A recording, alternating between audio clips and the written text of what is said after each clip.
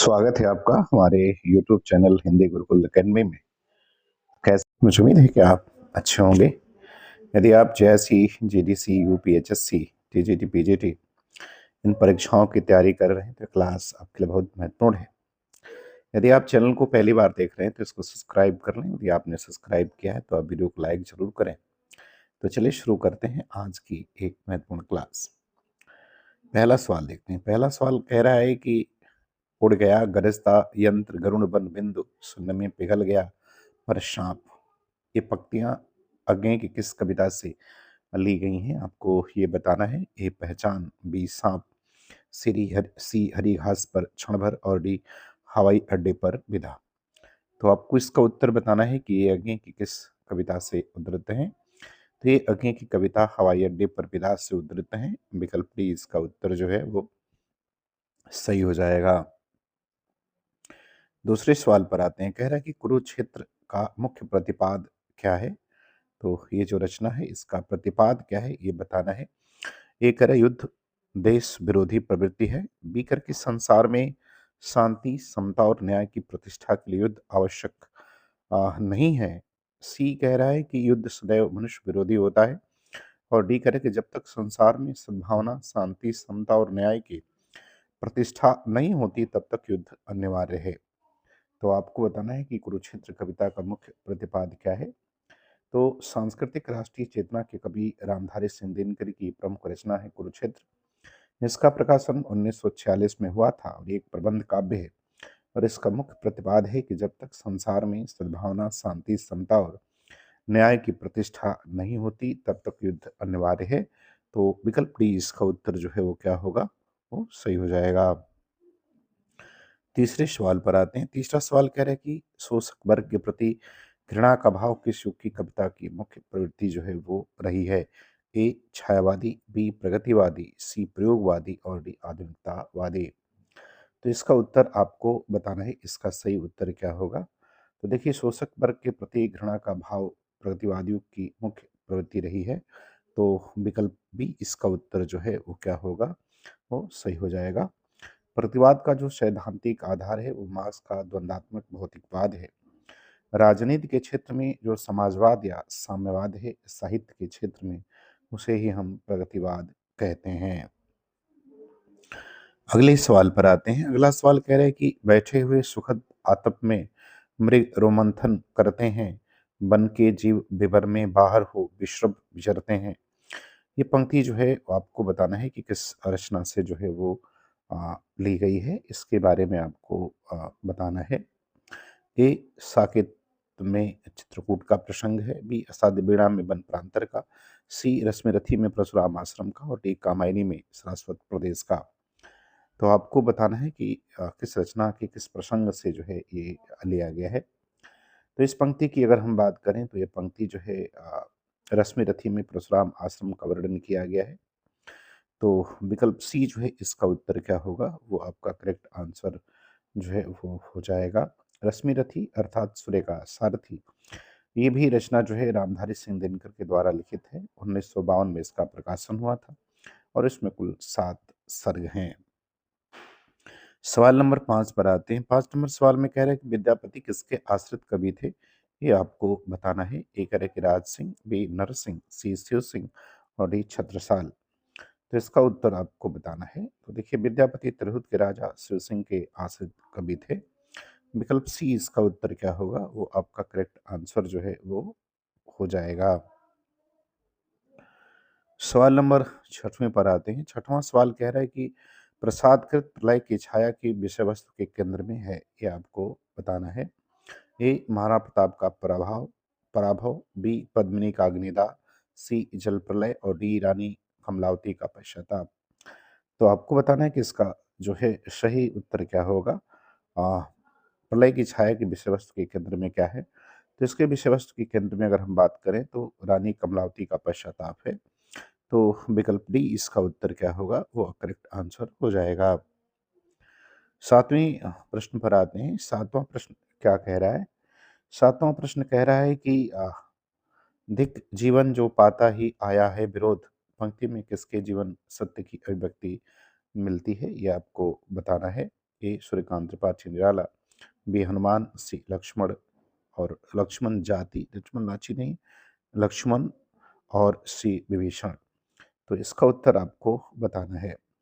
तो इस प्रश्नोत्तर के अगर उत्तर की हम बात करें, तो इसमें जो है सूर्यकांत त्रिपाठी निराला के जीवन सत्य की अभिव्यक्ति मिलती है। निराला द्वारा रचित राम की शक्ति पूजा में राम की हताशा निराशा में कवि ने अपने जीवन की निराशा की अभिव्यक्ति हुई है। तो विकल्प ए इसका उत्तर क्या होगा, वो सही हो जाएगा। सवाल नंबर 8 पर आते हैं। 8 नंबर सवाल में कह रहे हैं कि कामायनी के संदर्भ में असत्य कथन को पहचानिए। ये आपको बताना है। ये कह रहा है कि यह कृति अभेद मूलक अधित्ववाद का शंखनाद करती है। बी कह रहा है कि नारी सृष्टि के लिए संजीवनी है। सी कह रहा है कि इस कृति में मानवीय संवेगों का उदात्तीकरण नहीं है। और डी कह रहा है कि यह शाश्वत जीवन और मानुष कल्याण का काव्य है। तो इसका उत्तर जो है आपको बताना है, इसका सही उत्तर क्या होगा। तो देखिए, इस कृति में मानवीय संवेगों का उदात्तीकरण नहीं है। कमायनी के संदर्भ में यह कथन जो है वो असत्य है। तो विकल्प सी इसका उत्तर क्या होगा, वो सही हो जाएगा। 10 नंबर सवाल पर आते हैं। कह रहा है कि प्रथम रश्मि का आना रंगिणी तूने कैसे पहचाना, पंक्ति किसके द्वारा लिखित है, ये आपको बताना है। ए प्रसाद, बी पंत, सी महादेवी और डी निराला। तो 9वें प्रश्न के बारे में आपको बताना है, इसका सही उत्तर क्या होगा। तो इसका सही उत्तर विकल्प बी हो जाएगा। ये पंक्ति जो है वो पंत के द्वारा लिखित है। पंत को प्रकृति का सुकुमार कवि भी कहा जाता है। छायावाद के 4 स्तंभों में से एक प्रमुख रहे हैं। 10 नंबर सवाल पर आते हैं। कह रहे हैं, इनमें से कौन सा कवि अपने रचना काल के अंतिम दौर में प्रगतिवाद के भौतिक दर्शन के साथ साथ अरविंद दर्शन से प्रभावित हुआ। ये आपको बताना है। ए जयशंकर प्रसाद, बी सुमित्रानंदन पंत, सी सूर्यकांत त्रिपाठी निराला और डी रामधारी सिंह दिनकर। ये सूर्यकांत है, सूर्यकांत त्रिपाठी निराला, रामधारी सिंह दिनकर। तो इसका उत्तर बताना है कि इसका सही उत्तर जो है वो क्या होगा। तो देखिए, रचना काल के दौर में प्रगतिवाद के भौतिक दर्शन के साथ साथ अरविंद दर्शन से प्रभावित जो रचनाकार हुआ उसका नाम सुमित्रानंदन पंत है। तो विकल्प बी जो है इसका उत्तर क्या होगा, वो सही हो जाएगा।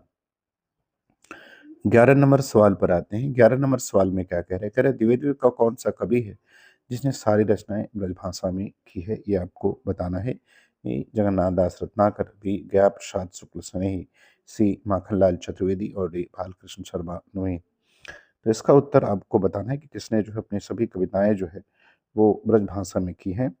तो द्विवेदी युग के कवि जगन्नाथ दास रत्नाकर, जिन्होंने सभी रचनाएं जो है ब्रजभाषा में की हैं। तो विकल्प ए उत्तर इसका जो है वो क्या होगा, वो सही हो जाएगा। 12 नंबर सवाल पर आते हैं। 12 नंबर सवाल में क्या कह रहा है। कह रहा है कि किस साहित्यकार ने राष्ट्र मातृभूमि को सगुण मूर्ति सर्वेश की कहकर इसकी वंदना की है। ए मैथिली गुप्त, बी माखनलाल चतुर्वेदी, सी रामधारी सिंह दिनकर और डी कह रहा है हरिअवध। तो आपको इसका उत्तर बताना है कि किसने जो है आ, मातृभूमि के लिए जो है ये पंक्ति लिखी है। ये मातृभूमि तो सत्य ही सगुण मूर्ति सर्वेश की। तो किसने लिखा है इसके बारे में आपको बताना है। तो ये जो पंक्ति है ये मैथिली शरणगुप्त ने लिखा है, राष्ट्र और अर्थात या मातृभूमि के संदर्भ में, और इनकी कविता है जिसका नाम मातृभूमि है।